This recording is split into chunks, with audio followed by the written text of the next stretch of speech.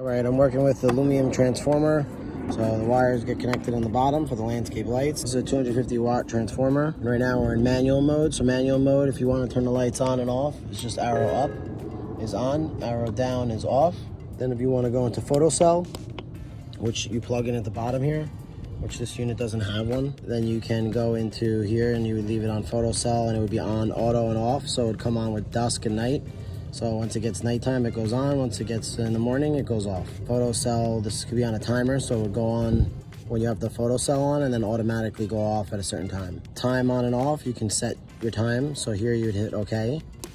And then it would say, all right, you want it on. So your time, do you want it on? On, I want it on at 7 p.m. And then I want it off at 4 a.m.